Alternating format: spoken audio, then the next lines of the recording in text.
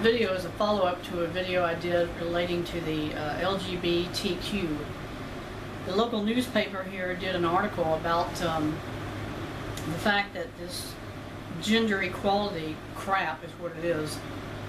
They're forcing nurses in public schools to learn how to deal with various children who have what I consider to be psychological problems because they feel they have to be one gender or another, and that the school system has to obligate itself or oblige these children with understanding whatever psychological conflicts they're having between who they are and what they want to be. And on this video you're going to see the actual responses of various parents and other people in the community who complain that gays, lesbians, transgenders, bisexuals are here, and the attitude is we must accept them, even if it is immoral, even if it's unnatural for people to live the way they do. And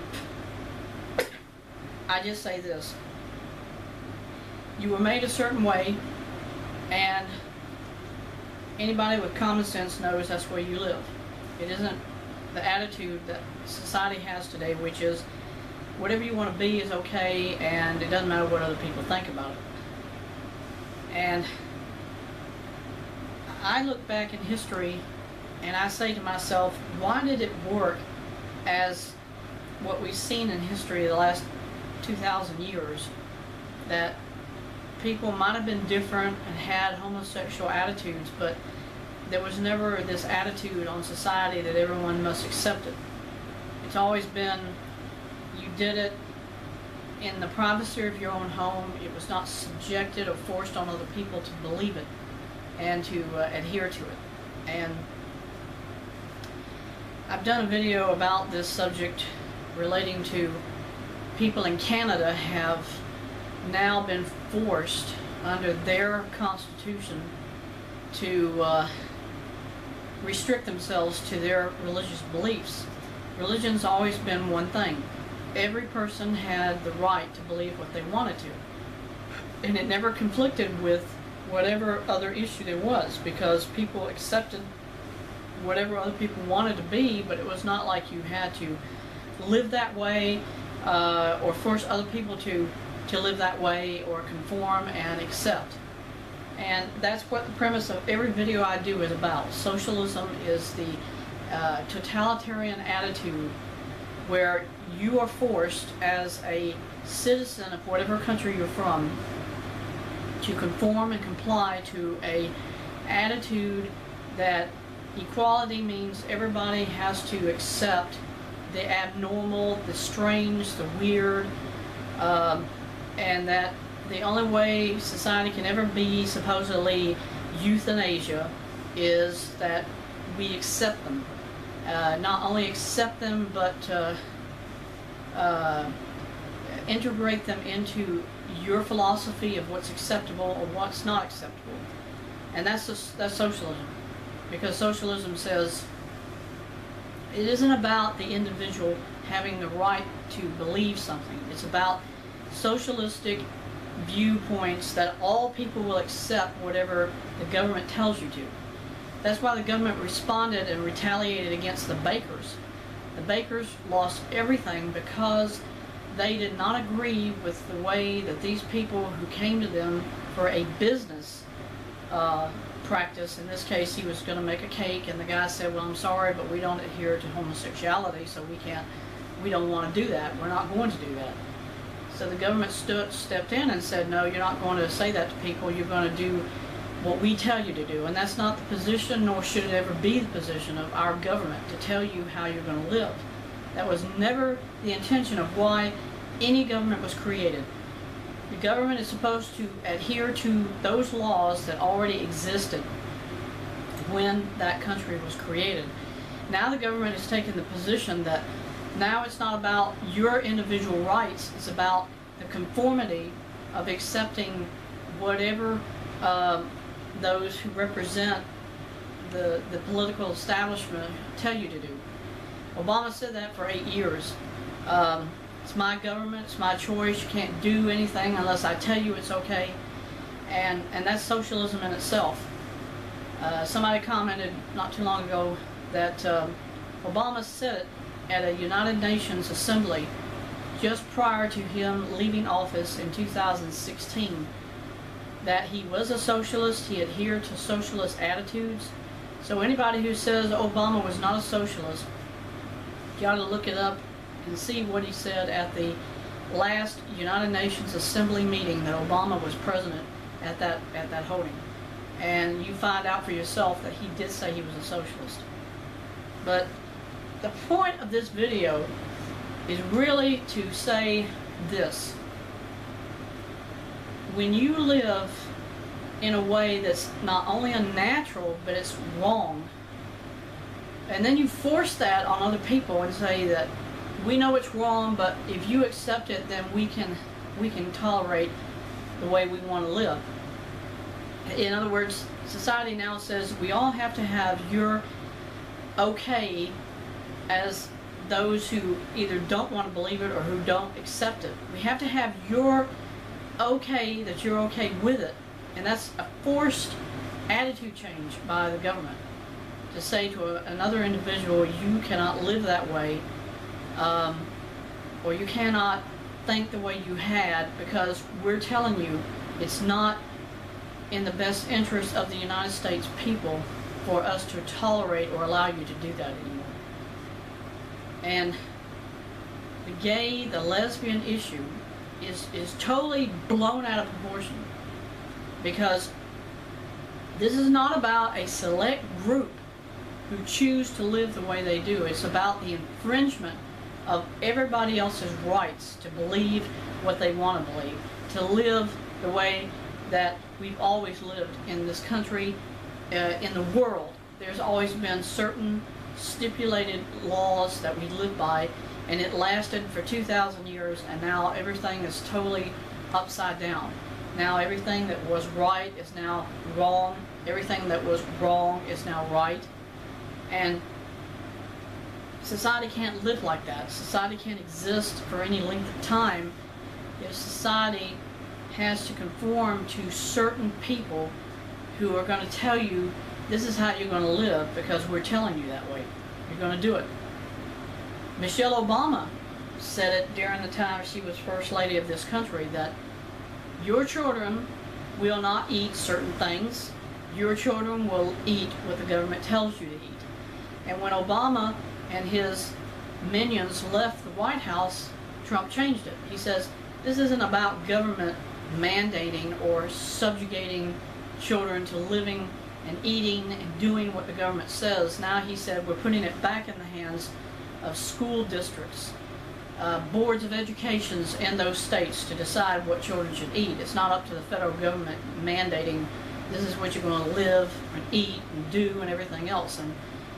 And what did Michelle Obama say? Oh, you're destroying the wonderful thing I created. You're destroying what really should exist in this country, which is subjugated people. Socialism did not work for the Soviet Union. It does not work for Russia, even though Putin is definitely another Pyongyang, another Beijing, another Havana, because these are the communist nations of the world. Now America has fallen into that criteria. And I think the only hope is if Trump can prove to this country that he represents what we had before Obama was president. And it worked. The whole nation was together as a country during the time of 9/11 because of George Bush. He was the president of the United States. He held us together.